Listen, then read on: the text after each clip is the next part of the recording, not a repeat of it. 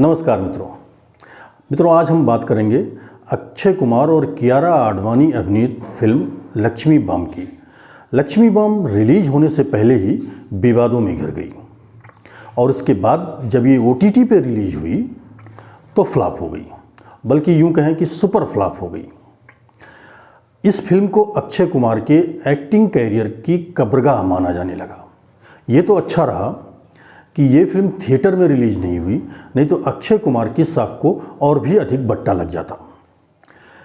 लोगों की इन बातों में कितनी सच्चाई है और इस फिल्म पर जो आरोप लगे हैं वो कितने सही हैं और कितने गलत हैं, आज इस वीडियो में हम इन्हीं पर बात करेंगे। तो आइए चलें।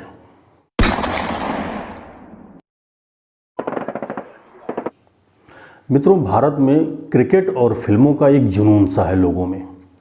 इसमें वो लोग इसे फॉलो करते हैं और फिल्मों को तो समाज का आईना तक माना जाता है। कई बार क्या होता है कि बहुत ही विवादित कंटेंट होने के बावजूद लोग इसे स्वीकार कर लेते हैं और इसका बहुत ताज़ा उदाहरण है PK और ओ माई गॉड जैसी फिल्में। इन फिल्मों में भी हिंदू धर्म को टारगेट किया गया है। अब सवाल ये उठता है कि आखिर बॉलीवुड के निर्माताओं के लिए हिंदू धर्म ही सबसे आसान टारगेट क्यों है, और जबकि इसी धर्म पे बहुत सारे विवाद होते रहे हैं, बहुत सारे आरोप लगते रहे हैं। यहाँ तक कि हिंदू आतंकवाद का एक नारा भी दे दिया गया कि हिंदू आतंकवाद जैसी चीज़ होती है। कुछ लोगों को ये पूरा देश ही असहिष्णु लगने लगा। कुछ लोग देश छोड़ के जाने की बात करने लगे कि यहाँ रहना मुश्किल हो गया है। हालांकि ये अलग बात है कि वो गए नहीं, लेकिन इसके बावजूद इस धर्म को जानबूझकर टारगेट किया जाता रहा। अभी हम बात करते हैं मुस्लिम धर्म की। देखिए, मेरा ये पर्सनल ओपिनियन है कि कोई भी धर्म नहीं है, ऐसा नहीं है जहाँ अगर अच्छाई है तो बुराइयाँ भी हैं। लेकिन किसी एक धर्म की अच्छाइयों या बुराइयों को आप जो है टारगेट करके उसे उभारें, सामने लाएं, तो ये गलत होता है। अब आप मुस्लिम धर्म की बात कर लें। मुस्लिम धर्म में तलाक, इसके अलावा बाद हलाला जैसी बहुत सारी कुरीतियाँ हैं जो बहुत ही बीभत्स अपने स्तर पर पहुँच चुकी हैं। इसके बावजूद इस धर्म को टारगेट नहीं किया जाता है। अब आपको एक जानकारी के लिए बता दूं कि अभी कुछ समय पहले तक भारत को छोड़कर दुनिया के 22 देशों में, मुस्लिम देशों में तलाक जैसी प्रथा पे प्रतिबंध लगा था। यहाँ तक कि हमारे पड़ोसी मुल्क पाकिस्तान और बांग्लादेश में भी तलाक पर प्रतिबंध है, लेकिन हमारे यहाँ प्रतिबंध नहीं लग रहा था। अभी कुछ दिन पहले तलाक पर प्रतिबंध लगाया गया तो इसको लेकर काफ़ी विवाद शुरू हो गया। दरअसल जो धर्म के ठेकेदार हैं, वो जिनकी दुकानें इस प्रथा से चलती थीं, वो नहीं चाहते थे कि इस पर प्रतिबंध लगे। मैं ऐसा इसलिए कर रहा हूँ क्योंकि मेरा इसका बड़ा करीब का अनुभव है। मेरे एक महिला मित्र के साथ इस तरह की घटना हुई है और वो इससे इतनी दुखी थी कि कई बार वो कहती थी कि जो है मेरा मन कर रहा है आत्महत्या कर लें या लोगों को मार दें। इतनी घिनौनी प्रथा है। एक तलाक किसी शौहर ने, जिसकी शादी 1000-2000 लोगों की भीड़ के बीच हुई हो, अचानक वो अकेले में, चाहे वो 4 साल का संबंध हो, चाहे 10 साल का तक उन्होंने वैवाहिक जीवन व्यतीत किया हो, अकेले में उसके मुंह से 3 बार तलाक तलाक तलाक निकल गया, तो समझिए कि उनका संबंध वहीं से ख़त्म हो गया। अब अगर उसे अपनी गलती का एहसास हो जाए और उसे लगे कि दोबारा मुझे जो है अपनी पत्नी को स्वीकार कर लेना चाहिए, तो उसके लिए जो प्रथा है, उस महिला को जिस कुरीति से, जिस प्रथा से, जिस प्रक्रिया से होकर गुजरना पड़ता है, वो बहुत ही बीभत्स और घिनौनी है। किसी भी महिला के लिए इससे बड़ा अभिशाप और कुछ नहीं हो सकता है। लेकिन हमारे बॉलीवुड फिल्म निर्माताओं ने कभी भी इस बुराई पर, इस प्रथा पर, इस कुरीति पर आवाज़ उठाने की कोशिश नहीं की, कोई फिल्म बनाने की कोशिश नहीं की। क्यों? आखिर क्या डर है उन्हें? आखिर इस तरह की बुराइयों पे, कुरीतियों पर, क्या एक ही धर्म के अंदर बुराइयां हैं या कुरीतियां हैं जो दूसरे धर्मों के अंदर हैं? उन्हें भी तो समाज के सामने लाना चाहिए, उनका भी तो विरोध करना चाहिए, उन पर भी फिल्में बननी चाहिए ताकि लोगों को पता लगे कि हाँ, इस तरह की चीज़ें हो रही हैं। लेकिन हमारे फिल्म निर्माता केवल आखिर क्या काकस है इसमें ऐसा?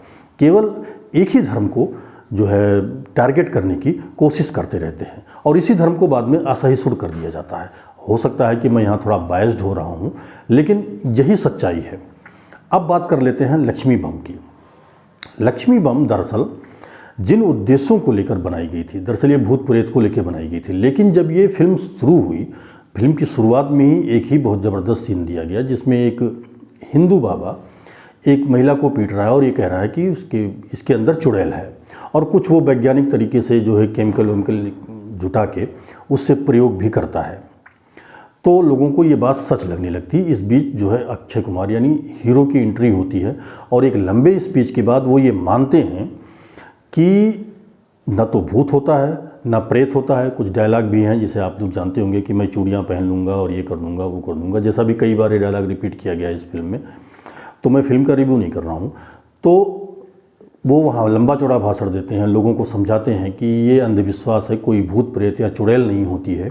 ऐसे बाबा जो है लोगों को मूर्ख बेवकूफ़ बना के अंधविश्वास में डाल के और उनसे पैसे ऐंठते हैं और इससे उनकी दुकान चलती है। भूत प्रेत चुड़ैल जैसे अंधविश्वासों पर चोट करने से शुरू हुई ये फिल्म खुद ही इस मकड़जाल में फंस जाती है। इसी फिल्म में जब एक चीज़ इतनी बुरी है, ये अंधविश्वास को जब बढ़ावा दे रही है, तो अचानक जो है वही चीज़ सही कैसे हो जाती है।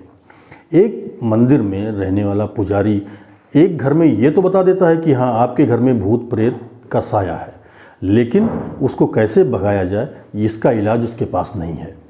इसका इलाज केवल पीर बाबा के पास है। और पीर बाबा न केवल भूत को भगाते हैं बल्कि एक बोतल में उसे बंद करके समुद्र में फेंक देते हैं। अब ये तो चमत्कार है, किसी भूत को बोतल में बंद कर लिया गया और उसे समंदर में फेंक दिया गया और उसके बाद आप उम्मीद करें कि वो जो है दोबारा नहीं आएगा।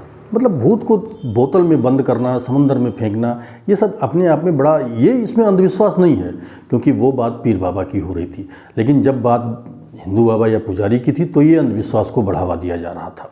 इसके अलावा इस फिल्म का एक और बड़ा स्याह पक्ष है। एक हिंदू माँ बाप अपने लड़के को चप्पलों से मार मार कर केवल इसलिए निकाल देते हैं घर से क्योंकि उन्हें पता चल जाता है कि ये लड़का ट्रांसजेंडर है, इसकी हरकतें थोड़ी अलग हैं। और उसे पालते कौन हैं, सहारा देते हैं अब्दुल चाचा। अब सवाल यह कि कौन से ऐसे माँ बाप हैं जो अपने बच्चों को, मैंने तो अभी कोई ऐसा माँ बाप नहीं देखा कि उनको लगा कि उनके बच्चे में कोई खराबी है, कोई गड़बड़ी है, तो उसे बजाय इलाज कराने के या उसे डॉक्टर को दिखाने के उसे मारपीट कर घर से बाहर निकाल देते हैं। मुझे आज तक ऐसा, मैंने कई परिवारों को मैं व्यक्तिगत रूप से जानता हूँ जिनके एक दो के तो ऐसे हैं कि उनके बच्चे जो जन्म से ही दोनों हाथ नहीं है उसके, उनको पता है उस बच्चे का भविष्य क्या होगा, यहाँ तक कि मानसिक रूप से भी वो अस्वस्थ है। इसके बावजूद वो उसका पालन पोषण कर रहे हैं। गरीब माँ बाप हैं, बहुत ज़्यादा जो है 2 वक्त की रोटी जुटाने के लिए भी उन्हें दोनों पति पत्नी को मेहनत करनी पड़ती है, मशक्क़त करनी पड़ती है। इसके बावजूद उन्होंने उस बच्चे को भगाया नहीं, उसे पाला पोसा और अब भी पाल पोस रहे हैं उसे, उसके हर चीज़ का ध्यान रख रहे हैं। लेकिन इस फिल्म में उन्होंने उसे मार पीट कर बाहर भगा दिया। अब उन्हें सहारा दिया अब्दुल चाचा ने। दरअसल हमारी जो हिंदी फिल्में हैं, हर फिल्मों में तकरीबन हर दूसरी या तीसरी फिल्म में एक नेक दिल अब्दुल चाचा या रहीम चाचा ज़रूर मिलते हैं।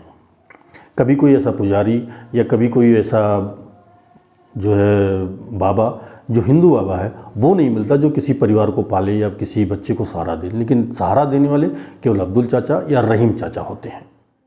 चलिए मान लेते हैं कि इस फिल्म में लव जिहाद जैसी कोई बात नहीं थी। लव जिहाद का भी इस फिल्म पे बड़ा आरोप लगा था, तो लव जिहाद जैसी कोई बात नहीं थी, लेकिन जो बातें इसमें थीं वो भी काफ़ी तर्कसंगत नहीं थी और ये ऐसा लग रहा था कि जानबूझ के, अगर आप फिल्म देखें तो आपको शायद इस चीज़ का एहसास हो जाए कि जैसे जानबूझ के किसी एक धर्म को टारगेट किया जा रहा है।